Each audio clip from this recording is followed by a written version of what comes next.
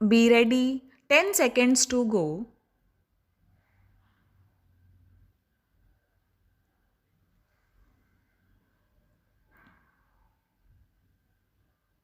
Start. Mr. Deputy Chairman, sir, I am grateful to the honorable members who participated in the budget debate and lent general support to my budget proposals.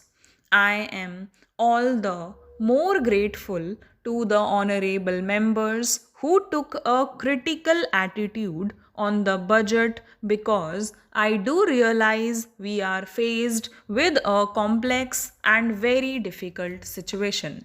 There are no straight answers to many of the questions. There are no simple solutions. Therefore, I do realize that there would be alternative approaches to this situation, and therefore, when honorable members made points which were not in conformity with the budget, it is not as if they had no relevance at all or no validity at all. But I can assure the honorable members that it is not just without any discussion whatsoever or detailed study whatsoever that I have formulated the budget. I have had as much wide discussion as possible, very detailed examination of the various problems, and on that basis, I have made judgment and formulated the budget. I do not claim infallibility with regard to my judgment. Therefore, particularly in a situation of this sort, the other points of view are more important than the points of view which are in conformity with the budget. I would assure the honorable members that I shall certainly examine many of the points that have been made, and if there are any deficiencies and distortions, it would be my endeavor to correct them as we go along. Having said that, I would like to say that there was consensus, particularly with regard to the priorities which we have got to observe in tackling this problem. Almost all honorable members emphasized this aspect of inflation because if the price increase should go on in the same manner as it has been going on during the last 2 years, it would be an end of all our planning process, and it would create very many distortions in the economy as a whole because it is in the inflationary situation that the income distribution also gets distorted. Therefore, the government attaches great importance to the tackling of the inflationary situation. And naturally, the inflationary situation, first of all, should be tackled on the basis of a financial discipline. That financial discipline has to be observed in three sectors, if I may say so. One is public spending or public consumption, wherein the central government, the state governments, and the various institutions which are attached to these governments are concerned.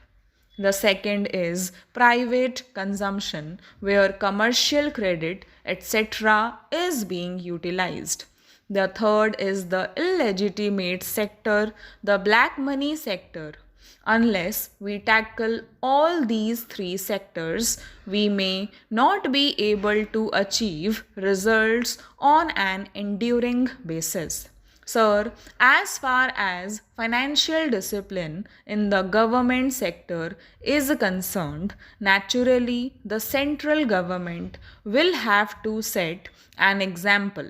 In that regard, even my distinguished predecessor has been reviewing the situation periodically and trying to find out where non plan or non developmental expenditure could be curtailed and where, even when expenditures have been incurred, whether certain projects could be postponed without affecting the immediate economy, particularly projects which have a long gestation period.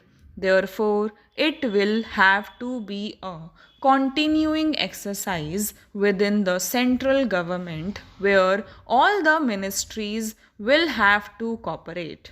And I am glad to say that there has been cooperation and response from all the ministries with regard to this aspect. Naturally, the state governments also have to observe this financial discipline.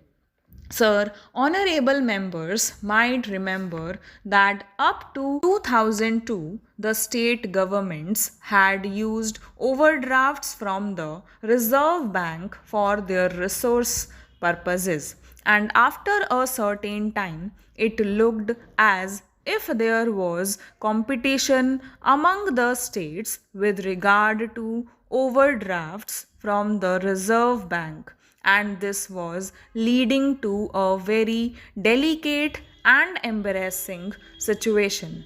It was towards the end of 2001, when I was in the planning ministry, that we took up this question, and in consultation with the state governments, we came to a decision that these overdrafts should not be permitted and no state government should be allowed to run overdrafts for the purpose of increasing their resources.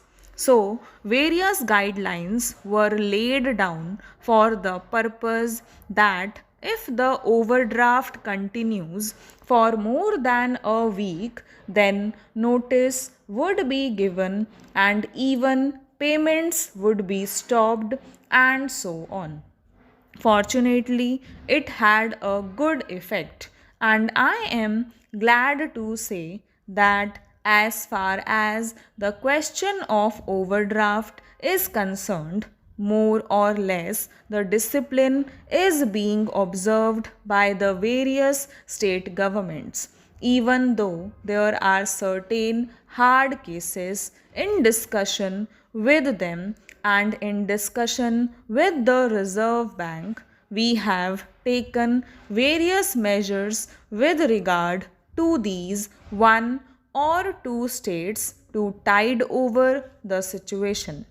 Then came from 2001 to 2002 onwards these drought relief and flood relief works. Large sums have been spent on these drought relief and flood relief works. Stop.